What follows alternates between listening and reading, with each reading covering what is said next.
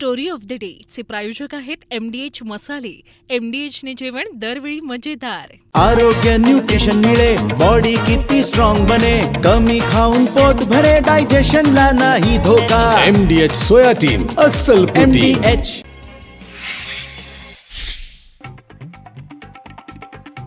मारेकऱ्यांना अटक झालीच पाहिजे, घुले कुटुंबाला न्याय मिळावा, जरांगेंची मागणी. तर धनंजय मुंडेंना निर्दोषांना गुंतवण्याचा नाद, मनोज जरांगे पाटलांचा टू द पॉइंट आरोप. शेतकऱ्यांच्या सगळ्या आंदोलनात सहभागी होणार, भाजपनं आंदोलन केल्यास तिथेही जाणार. शेतकरी आंदोलनाबाबत जरांगेंचं टू द पॉइंट मत. शिंदेंचं ऑपरेशन टायगर नाही तर ऑपरेशन देवेंद्र, राज्यातल्या माणसाला पंतप्रधान होऊ न देण्याचा डाव, उद्धव ठाकरेंचा गंभीर आरोप. गद्दारामुळे नाराज झालेल्यांनी पुन्हा शिवसेनेत यावं, आष्टीकरांमुळे पक्षापासून दुरावलेले नेते, कार्यकर्ते आणि पदाधिकाऱ्यांना उद्धव ठाकरेंची साद. भिवंडीत टीईटीचा पेपर फुटल्यानं उद्या होणारी परीक्षा रद्द, 2,26,000 परीक्षार्थ्यांचं भविष्य टांगणीला, पुढील तारीख लवकरच जाहीर होणार. टीईटी प्रकरणी सरकार ऍक्शन मोडवर, मुख्यमंत्री फडणवीसांच्या आदेशानंतर पेपरफुटी प्रकरणात SIT गठीत, मुख्यमंत्र्यांचा दादा भुसे यांनाही फोन.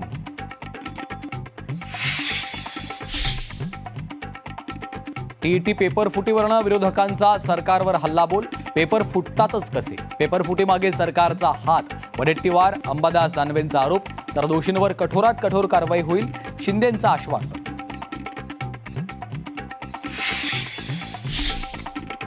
टीईटी पेपर फुटी प्रकरणात तिघांना अटक, 1.5 कोटीला पेपरची विक्री करण्याचा होता प्लॅन, दोषींकडनं 4 प्रश्नपत्रिकांचे संच जप्त. कोकणात उदय सामंत भास्कर जाधवांमध्ये स्टेटस वॉर, सामंतांचा ठाकरेंवर अप्रत्यक्ष प्रहार, तर जाधवांच्या स्टेटसमधून महायुतीवर पलटवार. मल्हार पाटलांनी ठोकला ओमराजेंविरोधात शड्डू, धाराशिव शहरात भाजप कार्यकर्त्यांकडून बॅनरबाजी, मल्हार पाटील 2029चे खासदार असल्याचा बॅनरवर उल्लेख.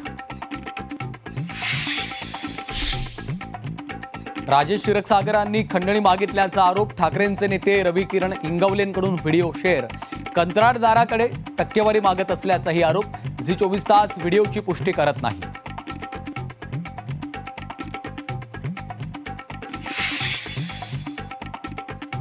नमस्कार, मी श्रीकांत घुले, आपण पाहताय झी 24 तास स्टोरी ऑफ द डे या आमच्या विशेष बुलेटिनमध्ये आपलं स्वागत. आणि सुरुवात करूयात एका महत्त्वाच्या बातमीनं. बंडखोर खासदारांना मनोज जरांगे पाटलांनी सुनावलेलं आहे, ज्या पक्षात गेलाय तिथे उभे राहा, तिथं निवडून या. बंडखोरांच्या पक्षांतरावर मनोज जरांगे पाटलांनी नाराजी व्यक्त केली आहे. अर्धवट सोडून जायला पाहिजे नको होतं, बंडखोर खासदारांना जरांगे पाटलांनी सुनावलंय. खासदारांनी ज्या पक्षात गेले तिथे उभे राहून निवडून यायला पाहिजे होतं, असं स्पष्ट मतही जरांगे पाटील यांनी व्यक्त केलेलं आहे. उद्धव ठाकरे यांना अर्धवट सोडून जायला नको होतं, असं मत त्यांनी व्यक्त केलं आहे.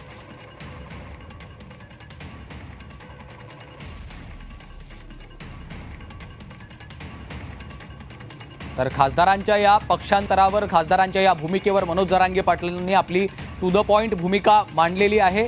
त्यांनी जाहीरपणे आपली नाराजी व्यक्त केली आहे. तर बंडखोर खासदारांना मनोज जरांगे पाटील यांनी सुनावलंय. खासदारांनी ज्या पक्षात गेले तिथे उभे राहून निवडून यायला पाहिजे होतं, असं स्पष्ट मत व्यक्त केलं. उद्धव ठाकरे यांना अर्धवट सोडून जायला नको होतं, असं देखील जरांगे पाटलांनी म्हटलेलं आहे. झी 24 तासच्या to the point with Kamlesh Sutar या विशेष मुलाखतीमध्ये मनोज जरांगे पाटलांनी आपलं मत मांडलेलं आहे.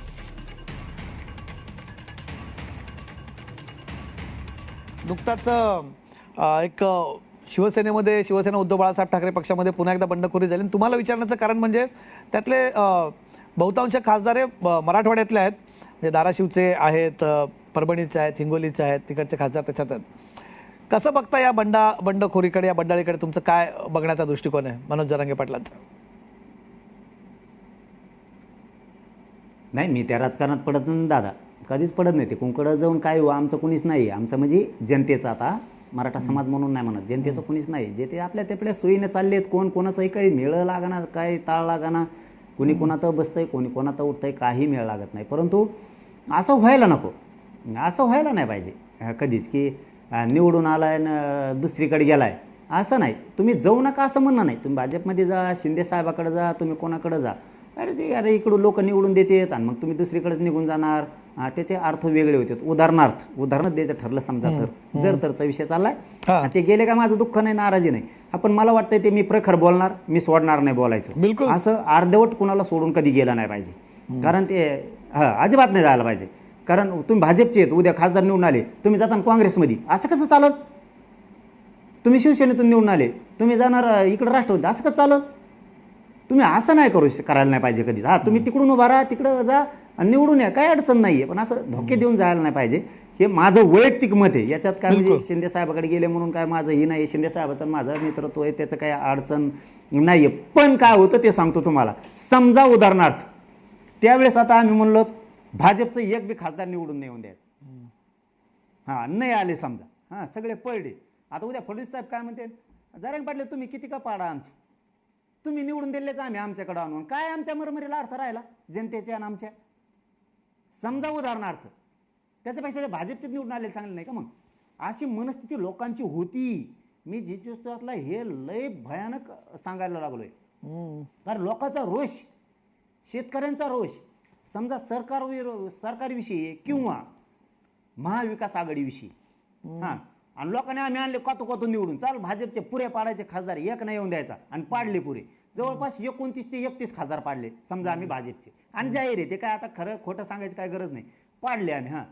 आणि मग आता फडणवीस साहेब उद्या आम्हाला हसत बी म्हणायला बसलेत ना, अहो जरा पाडले तुम्ही किती पाडा आमचे, पडू द्या, निवडून आलेले आम्ही आमच्याकडे आणून, काय राहिलं आमचा घंट्या?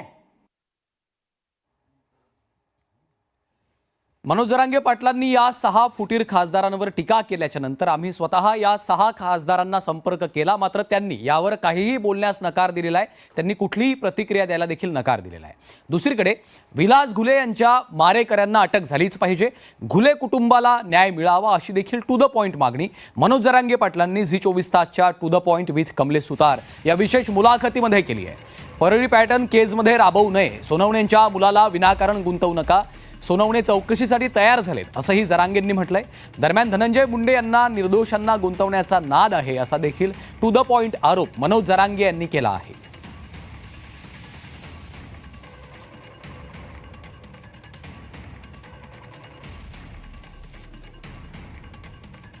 गुन्हे प्रकरणामध्ये अजूनही त्याची धग तिथे कायम आहे. काल तिकडे धनंजय मुंडे तिकडे जाऊन भेटून आले, पंकजा मुंडे तिकडे जाऊन भेटून आल्या. या सगळ्या प्रकरणाबद्दल मनोज जरांगे पाटलांना काय म्हणणं आहे?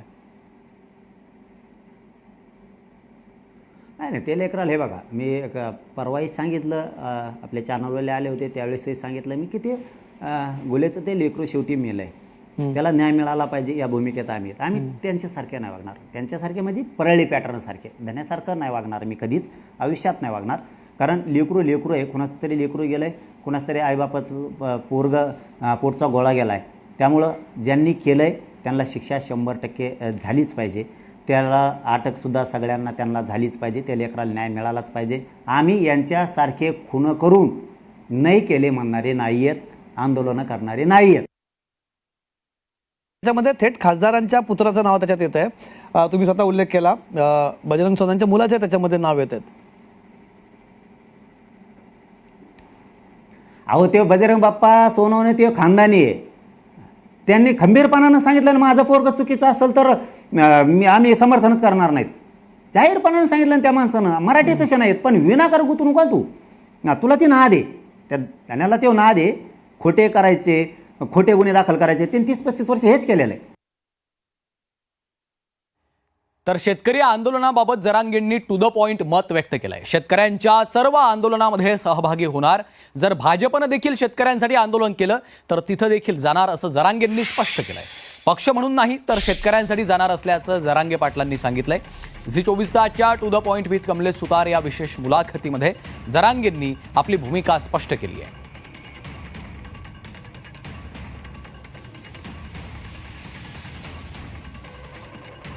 रोहित पवारांच्या शेतकरी आंदोलनाला तुम्ही तिकडे भेट दिली होती, का बरं वाटलं तुम्हाला की त्या शेतकरी आंदोलनात भेट द्यावी?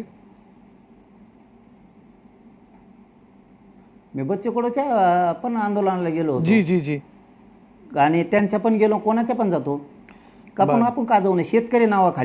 शेतकरी नावाखाली उद्या भाजप जरी उपोषणला बसलं, बरं. प्रसाद लाडभाऊ उद्या शेतकऱ्यासाठी बसले किंवा बावनकुळे साहेब बी बसले तरी आपण जाणार शेतकऱ्यासाठी, पक्ष म्हणून नाही. पाहूयात पुढची बातमी. विदर्भ दौऱ्यावर असलेल्या उद्धव ठाकरे यांनी शुक्रवारच्या फडणवीसांच्या भेटी संदर्भात एक मोठं विधान केलं. शुक्रवारी उद्धव ठाकरे आणि देवेंद्र फडणवीसांनी एकत्र एकाच विमानातनं प्रवास केला आणि याच प्रवासासंदर्भात बोलताना उद्धव ठाकरे यांनी जे संकेत दिले त्यावरून सर्वांच्याच भुवया उंचावल्यात. पाहूयात.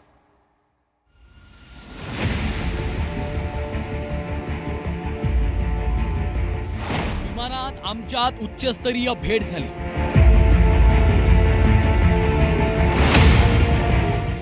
फडणवीसांच्या भेटीवर ठाकरेंची प्रतिक्रिया. ठाकरेंच्या विधानावरनं चर्चेला ऊत.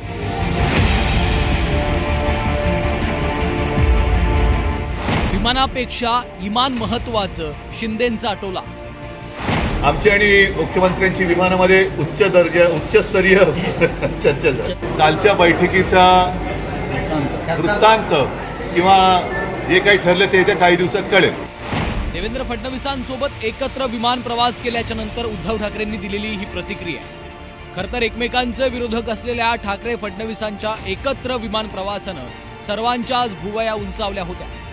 या प्रवासात ठाकरे फडणवीस जवळजवळच्या सीटवर असल्याचं दिसलं तर दोघांमध्ये काही बोलणंही झाल्याचं पाहायला मिळालं होतं. याच संदर्भात जेव्हा उद्धव ठाकरे यांना विचारणा करण्यात आली तेव्हा त्यांनी आमच्यात उच्चस्तरीय भेट झाल्याचं सांगत या बैठकीचा वृत्तांत येत्या काही दिवसात कळेल असं म्हटलं. ठाकरेंच्या या वक्तव्यानं नव्या चर्चा सुरू झाल्या.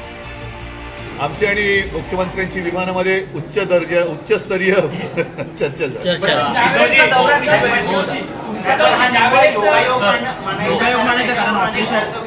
येत्या काही दिवसात कळेल.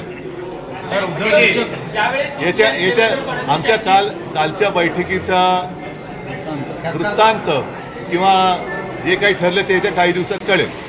ठाकरेंनी या प्रवासात चर्चेचे संकेत दिले असले तरी महायुतीचे नेते काही याला गांभीर्यानं घेताना दिसत नाहीये. भाजपसह शिंदेच्या शिवसेनेच्या नेत्यांनी यावर मिश्किल टोले लगावले. उद्धवजी ठाकरे यांना प्रत्येक गोष्टीमध्ये विनोद करायची सवय असते. राजकारणाकडे देखील ते विनोदानेच बघतात. त्यामुळे त्यांचं उच्चस्तरीय बैठक आणि येत्या काही दिवसामध्ये घडेल हे वक्तव्य म्हणजे केवळ विनोद बुद्धी आहे. मिश्किलपणे ते वक्तव्य केलेलं आहे. एक तर तू राहीन नाही तर मी राहीन म्हणताय, तुम्ही कलंक म्हणताय आणि आता मात्र उच्चस्तरीय बैठक आणि हे म्हणताय.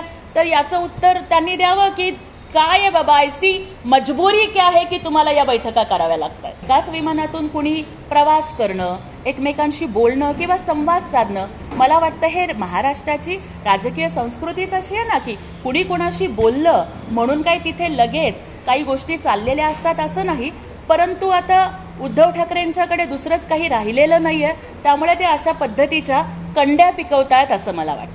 अत्यंत उच्चस्तरीय चर्चा उद्धव साहेब आणि देवेंद्र फडणवीस मध्ये झालेली आहे.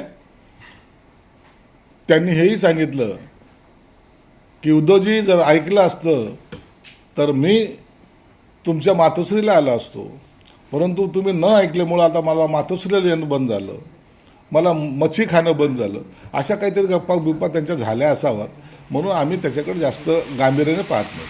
उपमुख्यमंत्री एकनाथ शिंदेंनी ठाकरेंच्या या उच्चस्तरीय बैठकीच्या विधानावर जोरदार प्रहार केला. ठाकरेंना आपल्यामुळेच सभा घ्याव्या लागतायत असं म्हणत जो बूंद से गई हौद से नहीं आती असं म्हणत विमानापेक्षा इमान महत्वाचं असल्याचा टोला शिंदेंनी लगावला.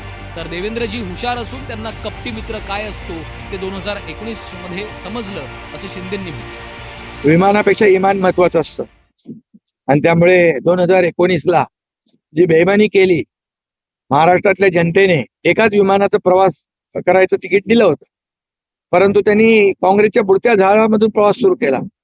आता ते गटांगळ्या खात सुटलेत आणि त्यामुळे अशा प्रकारचे प्रयत्न जे आहेत ते सुरू आहेत. परंतु देवेंद्रजी खूप हुशार आहेत आणि त्यांनी 2019ला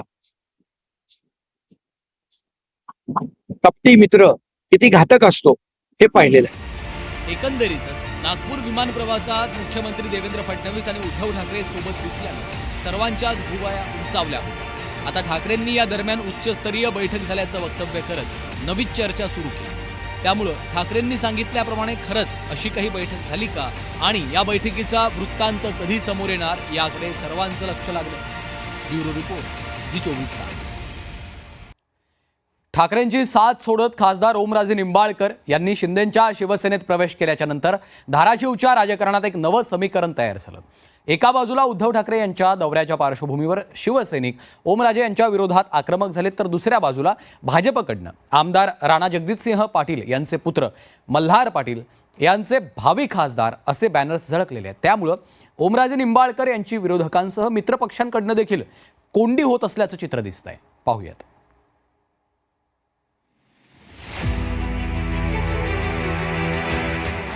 ओमराजेंची दुहेरी कोंडी, ठाकरे गटाचा थेट हल्ला.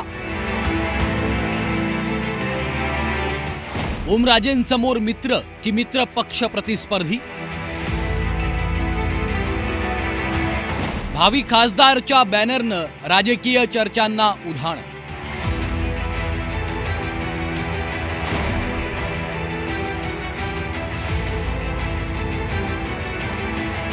शिंदेंच्या शिवसेनेत प्रवेश केल्यानंतर खासदार ओमराजे निंबाळकर यांच्यावर सोशल मीडियापासून राजकीय मैदानापर्यंत टीकेची झोड उठली. आता उद्धव ठाकरे यांच्या धाराशिव दौऱ्यापूर्वी ठाकरे गटानं गावोगावी बैठका सुरू करत संघटनात्मक ताकद दाखवायला सुरुवात केली आहे. धाराशिव हा उद्धव ठाकरे यांच्या शिवसेनेचा बालेकिल्ला असल्याचा दावा करत शिवसैनिक ओमराजेंना राजकीय उत्तर देण्याच्या तयारीत आहे. आगामी सभेला शक्ती प्रदर्शनाचं स्वरूप देण्याचा प्रयत्न सुरू असून ओमराजेंच्या पक्षांतराचा मुद्दा सभेच्या केंद्रस्थानी राहण्याची शक्यता आहे. निष्ठावान शिवसैनिकाच्या जिल्ह्यात माननीय पक्षप्रमुख उद्धव ठाकरे साहेब आपल्या 28 तारखेला आपल्याला मार्गदर्शन करण्यासाठी, आपल्याला विचार देण्यासाठी येत आहेत. तरी धाराशिव जिल्ह्यातील बहुसंख्य शिवसैनिकांनी या ठिकाणी त्यांचे विचार ऐकण्यासाठी सिद्धाई मंगल कार्यालय धाराशिव येथे रविवारी दुपारी 3 वाजता उपस्थित राहावे एवढीच विनंती माझ्या शिवसैनिकांना आहे. ओमराजे निंबाळकर यांना शह देण्यासाठी ठाकरेंनी नवी रणनीती आखली आहे. ओमराजे निंबाळकर यांचे चुलत बंधू नंदुराजे निंबाळकर यांना ओमराजेंच्या विरोधात तयार करण्याची रणनीती सुरू आहे. दरम्यान महायुतीतही वेगळेच संकेत दिसू लागले. भाजप आमदार राणा जगजितसिंह पाटील यांचे पुत्र मल्हार पाटील यांच्या वाढदिवसानिमित्त जिल्हाभरात भावी खासदार मल्हार पाटील असे बॅनर झळकले. खासदार ओमराजे निंबाळकर यांनी महायुतीत प्रवेश केल्याच्या नंतर हे बॅनर लागल्यानं राजकीय चर्चांना उधाण आलंय. भाजपच्या कार्यकर्त्यांनी केलेली ही बॅनरबाजी आगामी लोकसभा निवडणुकीच्या दृष्टीनं राजकीय संघर्षाचे संकेत मानले जात आहे. लोकसभा निवडणुकीला अद्याप वेळ असला तरी या बॅनरबाजीमुळे भविष्यातील दावेदारीचा राजकीय संदेश दिला जातोय अशी चर्चा रंगली आहे. त्यामुळे शिंदे सेनेत नुकतेच दाखल झालेल्या ओमराजेंच्या समोर आता विरोधकांसोबतच मित्रपक्षातल्या राजकारणाचं देखील आव्हान उभं राहत असल्याचं चित्र आहे. दादांचं जे काम आहे, आज तुम्ही 3 वर्ष 5 वर्षापासून बघितलं तर पूर्ण जिल्ह्यामध्ये पूर्ण जिल्ह्या जेवढे तालुके आहेत त्याप्रमाणे काम चालू होतं आणि आपल्या पक्षातील एक चांगला खासदार व्हावा हे सर्व कार्यकर्त्याची इच्छा असते. त्याचप्रमाणे आमची देखील इच्छा आहे की आपला एक नेता मोठा व्हावा आणि ते खासदार व्हावे. एकीकडे उद्धव ठाकरे यांच्या सभेतून ओमराजेंना राजकीय प्रत्युत्तर देण्याची तयारी, तर दुसरीकडे भाजपकडनं भावी खासदार या बॅनरमधून भविष्यातील दावेदारीचे संकेत. या घडामोडींमुळे धाराशिवच्या राजकारणात चांगलीच खळबळ उडाली. ओमराजे निंबाळकर यांचं पक्षांतर आता केवळ शिवसेनेपुरतं मर्यादित राहिलं नसून महायुतीमधील जागा वाटप आणि भविष्यातील राजकीय समीकरणांवरही त्याचे परिणाम दिसू लागले. ज्ञानेश्वर पतंगे, झी 24 तास, धाराशिव. खासदार फुटीनंतर उद्धव ठाकरे यांनी फुटीर खासदारांच्या जिल्ह्यामध्ये दौरे सुरू केलेले आहेत. या दौऱ्यात ठाकरे हे फुटलेल्या खासदारांवर जोरदार ठाकरी बाण चालवत आहेत. ऑपरेशन टायगरच्या विरोधात रान पेटवणाऱ्या ठाकरेंनी आता राज ठाकरे यांच्या सुरात सूर मिसळलाय असं दिसतंय. कारण खासदार फुटीमागे ऑपरेशन टायगर नव्हे तर ऑपरेशन देवेंद्र असल्याचं म्हणत आता ठाकरेंनी देखील अमित शहा यांना लक्ष्य केलंय.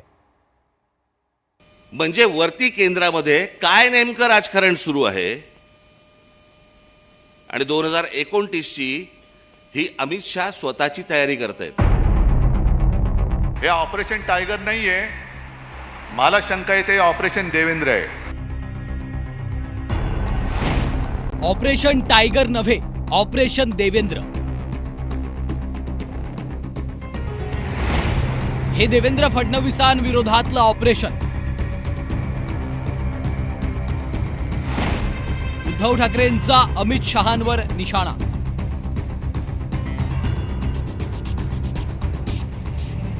हिंगोलीच्या सभेतून उद्धव ठाकरेंनी केलेलं हे विधान. 6 खासदारांच्या फुटीविरोधात उद्धव ठाकरेंनी आता थेट मैदानावर उतरून हल्ला चढवायला सुरुवात केली आहे. आधी यवतमाळ आणि नंतर हिंगोलीत उद्धव ठाकरेंची सभा झाली. या सभेत ठाकरेंनी फुटीर खासदार संजय देशमुख आणि नागेश पाटील आष्टीकर यांच्यावर टीकास्त्र डागलं. पण ठाकरे एवढ्यावरच थांबले नाहीत.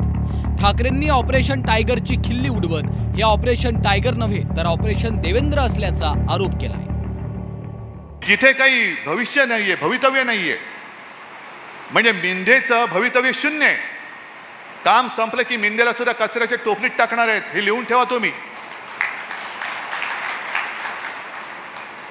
पण भाजपात हे जायच्या ऐवजी मिंदेकडे का गेले, हे मोठं कोड आहे.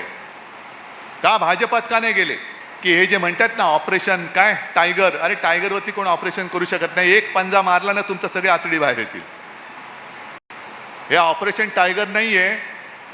मला शंका येते ऑपरेशन देवेंद्र आहे. कारण आज ना उद्या, कारण देवेंद्र, त्यांना असं वाटतंय की देवेंद्र फडणवीस कदाचित उद्या पंतप्रधान पदाच्या शर्यतीत उतरतील, म्हणून आत्ताच त्यांचे पंख काप. महाराष्ट्रातून एकही माणूस दिल्लीपर्यंत पोहोचता कामा नये, म्हणून त्याला तिथल्या तिथे गुंतवून ठेव, म्हणून शिवसेनेचे खासदार फोडून अमित शहानी त्यांना या मिंद्याकडे पाठवल्यात. हा माझा स्पष्ट आरोप नाही, तर माझा समज आहे. विशेष म्हणजे मागच्या आठवड्यात राज ठाकरेंनी खासदार फुटीमागे अमित शहा असल्याचा आरोप केला होता.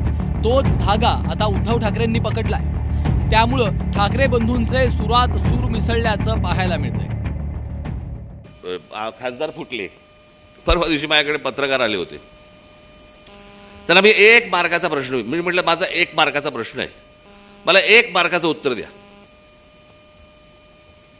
मला म्हणले काय? म्हटलं केंद्रात सत्ता कोणाची? ते बोलले भारतीय जनता पक्षाची. म्हटलं राज्यात सत्ता कोणाची? ते बोलले भारतीय जनता पक्षाची. म्हटलं मग शिवसेनेचे 6 खासदार हे भारतीय जनता पक्षामध्ये न जाता शिंदेंकडे का गेले?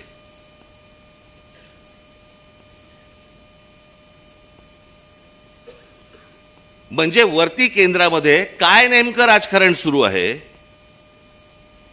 आणि 2029ची ही अमित शहा स्वतःची तयारी करतायत.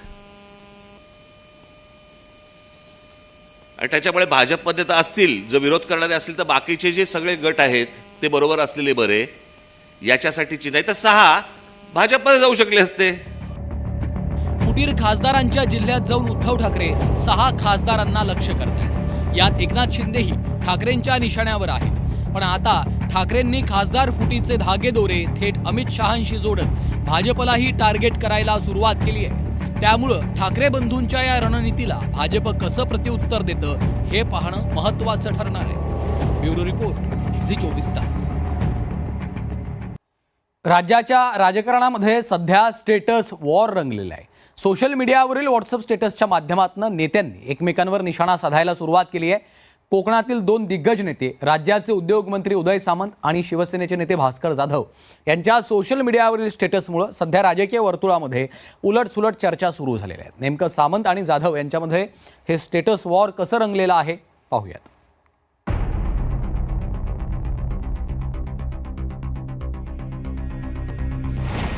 कोकणात नेत्यांमध्ये रंगला राजकीय शिमगा.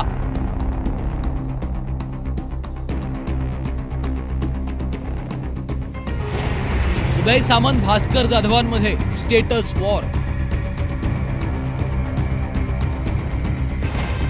उदय सामंतांचा अप्रत्यक्ष ठाकरेंवर प्रहार.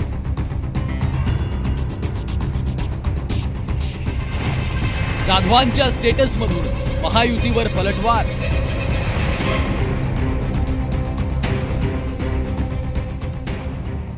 राज्याच्या राजकारणात कधी काय घडेल याचा नेम नाही. पण सध्या राजकीय नेते थेट बोलण्याऐवजी सोशल मीडिया स्टेटसचा वापर करून एकमेकांवर गुगली टाकत असतात. राज्याचे उद्योगमंत्री उदय सामंतांनी आपल्या सोशल मीडियावर ठेवलेल्या एका व्हॉट्सअप स्टेटसनं सर्वांचंच लक्ष वेधून घेतलं. या स्टेटसमध्ये उपमुख्यमंत्री एकनाथ शिंदे आणि मुख्यमंत्री देवेंद्र फडणवीसांचा एकत्रित फोटो असून सोबत शिवसेना आणि भाजपचं पक्षचिन्ह दिसतंय. यावर सामंतांनी योग्य लोकांचे हात हातात असतील तर चुकीच्या लोकांची साथ धरायची कधीच वेळ येत नाही, असं म्हणत अप्रत्यक्षपणे ठाकरेंना चिमटा काढला.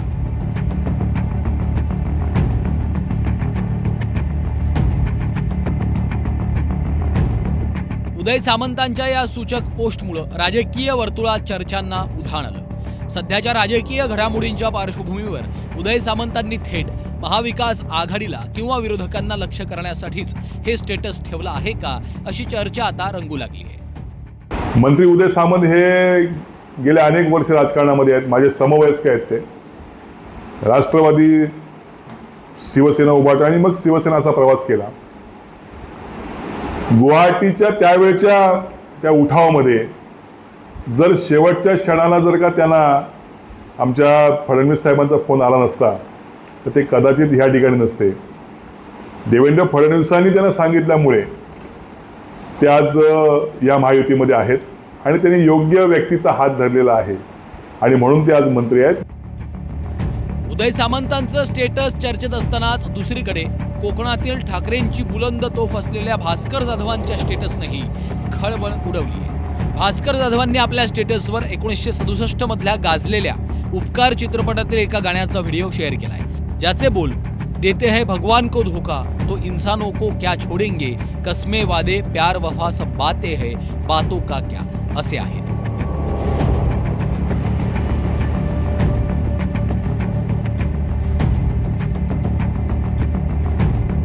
भास्कर जाधवांनी शेअर केलेल्या या गाण्याच्या ओळी सध्या सोशल मीडियावर तुफान व्हायरल होत आहेत. सध्या वेगवान राजकीय घडामोडी घडत असताना भास्कर जाधवांनी हे स्टेटस ठेवून नेमका कुणावर बाण चालवलाय, कुणाच्या कसमे वादेंवरून त्यांचा विश्वास उडाला आहे, याबाबत तर्कवितर्क लढवले जात आहेत. व्यथित झालेला आहे भास्कर जाधव. भास्कर जाधव ज्या पद्धतीचं त्याचं आक्रमक स्वभाव आहे, स्पष्ट वक्तेपणा आहे, त्याला त्या उभाटामध्ये केवढी शून्य किंमत देत आहेत हा संताप तो व्यक्त करतोय. म्हणजे राजकारणामध्ये 30 वर्षाच्या या विधानसभेच्या याच्यामध्ये काम केलेला एक आमदार उभाटामध्ये गेल्यानंतर त्याला काय वागणूक मिळते हे आपण सर्वांनी पाहिलेलं आहे.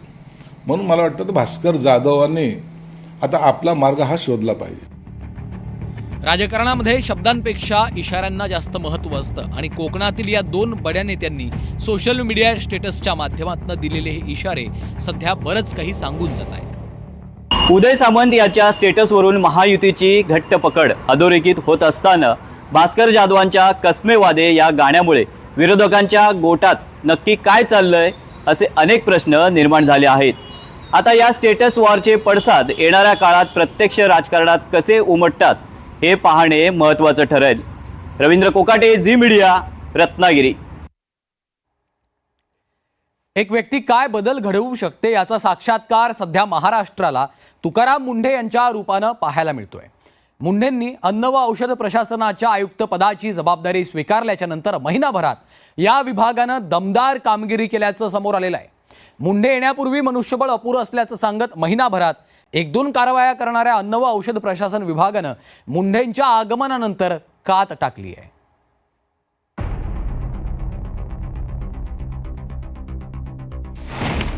मुंढेंच्या नेतृत्वात FDA सुपरफास्ट. महिन्याभरात राज्यभरात 904 छापे.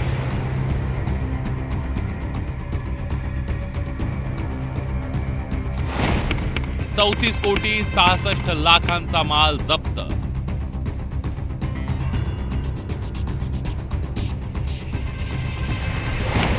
$325 गुन्हे, 457 जणांना अटक.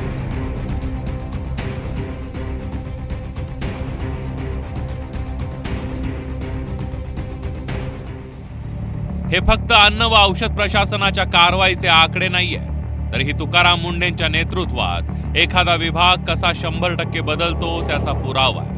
धडाकेबाज आणि शिस्तप्रिय IAS अधिकारी म्हणून ओळखल्या जाणाऱ्या तुकाराम मुंढे यांनी 25 मे 2026 रोजी अन्न व औषध प्रशासनाच्या आयुक्त पदाचा कार्यभार स्वीकारला होता. तेव्हापासून अवघ्या एका महिन्यात अन्न आणि औषध भेसळखोरांना धडकी भरवण्यात मुंढे यशस्वी झाले.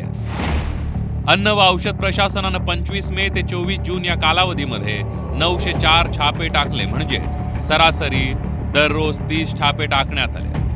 या छापेमारीत 34 कोटी 66 लाखचा प्रतिबंधित माल जप्त करण्यात आलाय, ज्यामध्ये अन्नपदार्थ, पान मसाला, गुटखा व इतर भेसळयुक्त अन्नपदार्थांच्या साठ्याचा समावेश आहे. तर या कारवाईत 325 गुन्हे नोंदवून 457 जणांना अटकही करण्यात आली आहे. एकट्या मुंबई विभागात 90 आस्थापनांविरोधात एफडीएनं कारवाई करून 39,02,535 रुपयांचा माल जप्त केला आहे. तर मुंबईतून महिनाभरात 89 जणांना अटक करण्यात आली आहे. मुंबई, कोकण, पुणे, नाशिक, छत्रपती संभाजीनगर, अमरावती, नागपूर या विभागात प्रतिबंधित गुटखा, पान मसाला विक्रेते आणि नियमभंग करणाऱ्या आस्थापनांविरुद्ध कारवाई करत एफडीएनं धडक मोहीम सुरू केली. त्यानंतर आता तुकाराम मुंढेंनी हॉटेल्स, रेस्टॉरंट्स आणि खाद्यपदार्थ विक्रेत्यांकडे मोर्चा वळवला. नियम न पाळणाऱ्या आस्थापनांवर दंडात्मक कारवाईसह थेट व्यवसाय बंद करण्याचा इशारा त्यांनी दिला. अन्न व्यवसाय चालकांची कर्तव्य जबाबदाऱ्या काय काय असाव्या त्याच्यामध्ये गोष्टी दिलेल्या आहेत. तर त्या बाबतीत बघितलं तर आरोग्यविषयी पद्धतीचे पालन करताना विनियम 2.1.2 आहे. याच्यामध्ये केटरिंग कशी करावी हे पण ठरलेलं आहे. कार्यालयासाठी उत्तम स्वच्छता उत्पादन पद्धती कशी असावी हे पण ठरलेलं आहे. त्याचबरोबर ग्राहकांसाठी मोफत पिण्यायोग्य पाणी पिण्याचं प्रोव्हाइड करणं, मोफत देणं अपेक्षित आहे. सुरक्षित पिण्याचे पाणी विनामूल्य उपलब्ध करून देणं बंधनकारक आहे. आमच्याकडं पिण्याचं नाही, फक्त बॉटल वॉटर आहे आणि ते पेय विकत घ्यावं असं बंधनकारक करता येत नाही. इट विल बी व्हायलेशन आणि अशावेळी आम्ही कारवाई करणार आहोत. तसे आम्ही त्याच्यावरती बोर्ड लावा असं मी त्यांना सांगितल्या आदेशामध्ये. त्यांना बोर्ड लावावे लागतील, त्याप्रमाणे करावं लागेल. आणि कुणी मागितलं त्यांना सांगावं लागेल की आमच्याकडे पोर्टेबल ड्रिंकेबल वॉटर आहे, ते तुम्ही पिऊ शकता. त्याच्यानंतर त्यांनी डिमांड केली तर त्यांना द्यावं. It's optional, it's not compulsory. मागील महिन्याभरात औषधं, वैद्यकीय उपकरणांसंदर्भात 14 जिल्ह्यांमध्ये 55 छापे टाकण्यात आले. त्यामध्ये 5,52,00,000 रुपयांची औषधं, वैद्यकीय उपकरणांवर जप्ती करत प्रतिबंधात्मक कारवाई करण्यात आली. मुंबई, भिवंडी, पालघर इथं 2,17,00,000 किमतीच्या साहित्यावर कारवाई करण्यात आली. तुकाराम मुंढेंच्या या धडाकेबाज कारवायांमुळे थेट विधान भवनात त्यांचं कौतुक करण्यात आलं. तसंच त्यांची 3 वर्ष बदली करू नये अशी मागणीही करण्यात आली आहे. नरहरी झिरवळ साहेब, त्यांचा विभाग आणि विशेष करून नवीन आयुक्त जे आले तुकाराम मुंढे, त्यांचं मनापासून अभिनंदन करेल की त्यांनी जी मोहीम हातात घेतली महाराष्ट्रामध्ये आणि त्या मोहिमेच्या अंतर्गत भेसळयुक्त, मग दूध असेल, औषधी असतील, विविध इथं खूप सारं अध्यक्ष महाराज व्यवस्था या ठिकाणी शब्द लिहिलेले, आंबा असेल पिकवण्याचा, गुटखा असेल, तंबाखू असेल, सुगंधी सुपारी असेल, मावा असेल, निकृष्ट दर्जाच्या अन्नपदार्थाचा कोट्यावधीचा माल यांनी साठा जप्त केला. तुकाराम मुंढेंचा टी हा आता टायगर मुंडेचा टी झाला आहे, म्हणून मागणी केली जाते की 3 वर्ष त्यांची बदली करू नये. अहो, टायगर झाल्यावर तो टायगरचं ऑपरेशन करतो ना. त्याचवेळी मुंढेंच्या बदलीसाठी आंतरराष्ट्रीय ड्रग्ज लॉबीनं 250 कोटी रुपये जमवल्याचा आरोपही विरोधकांनी केला. त्याचवेळी तुकाराम मुंढेंना संरक्षण देण्याची मागणी सुद्धा करण्यात आली आहे. ड्रग कंपनीज ज्या मुंडेंमुळे कामाला लागल्या आहेत, त्यांनी 250 कोटी रुपये जमा केलेत फक्त मुंडेंची बदली करायची म्हणून. सगळे कामधंद्याला लागलेत.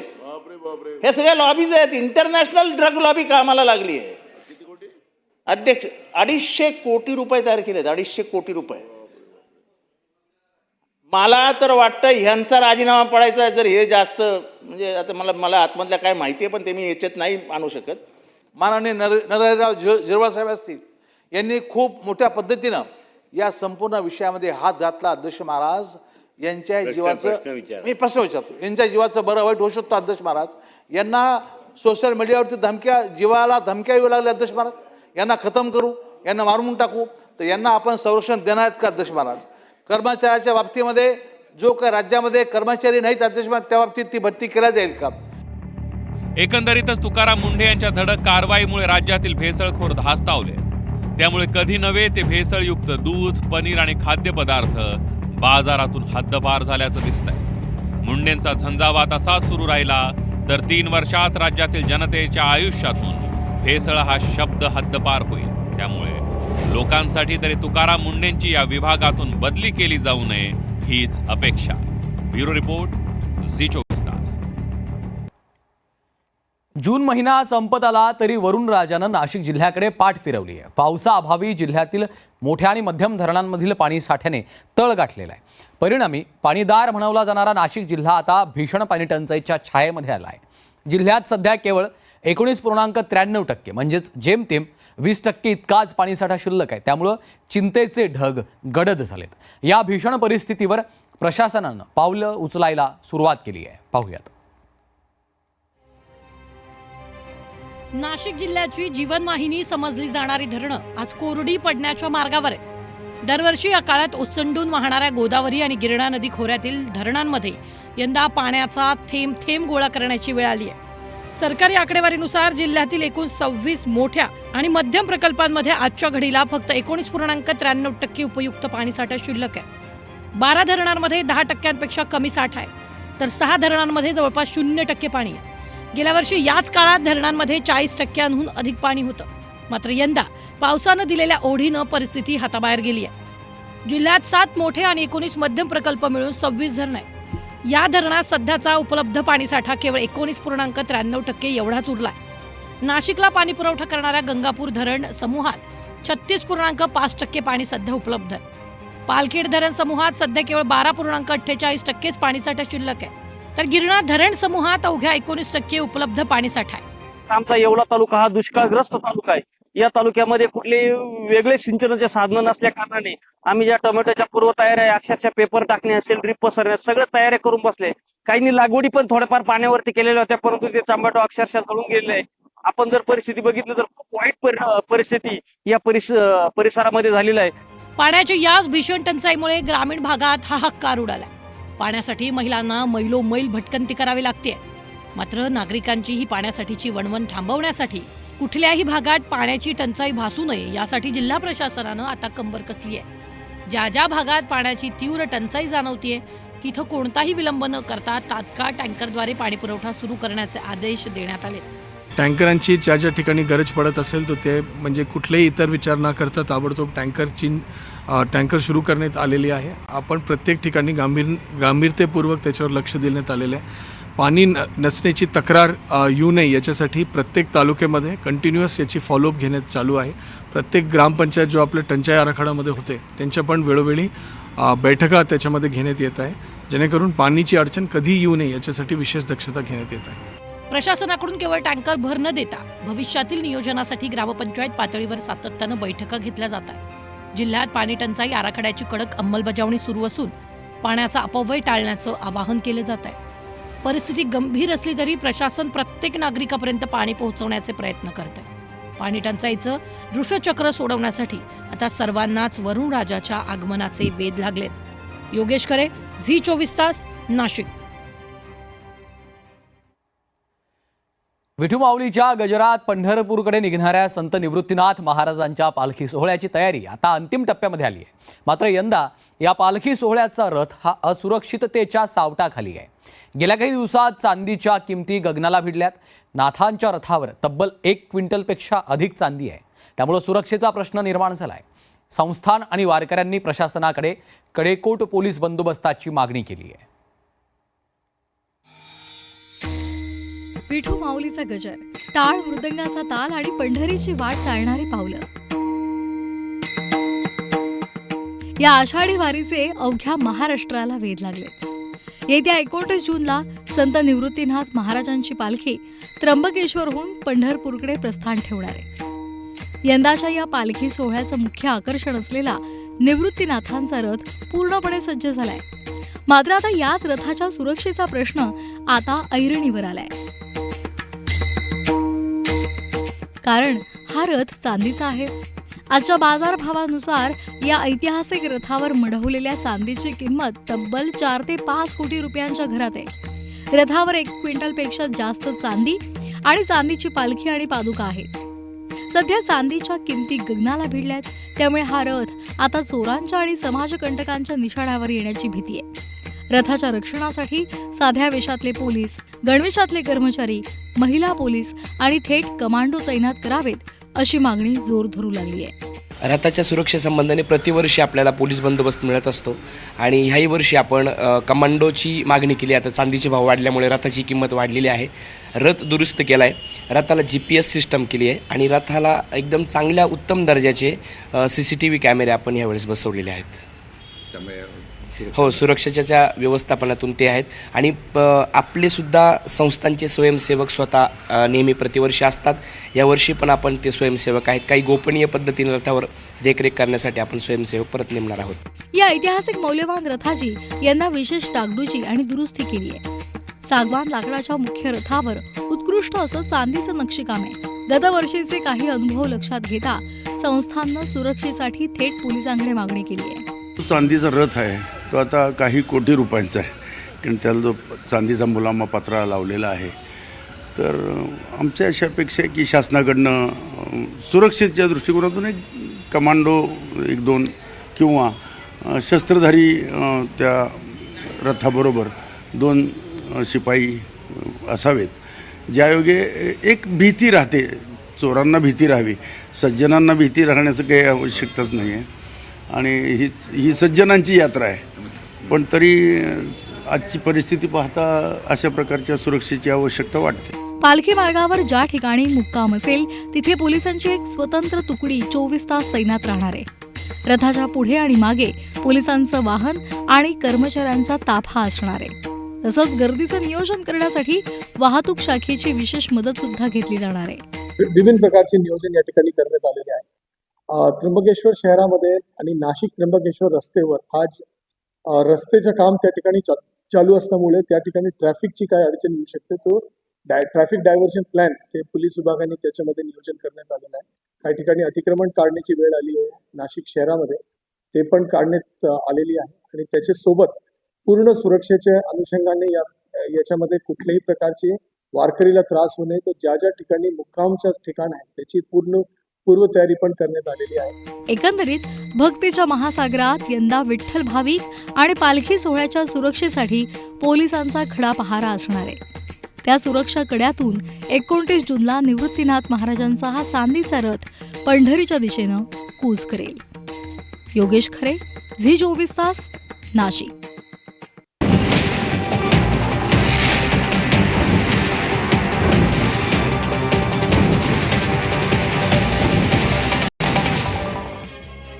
स्टोरी ऑफ द डे चे प्रायोजक आहेत MDH मसाले. MDH ने जेवण दरवेळी मजेदार. आरोग्य न्यूट्रिशन मिळे, बॉडी किती स्ट्रॉंग बने, कमी खाऊन पोट भरे, डायजेशनला नाही धोका. MDH सोयाटीन अस्सल प्रोटीन. MDH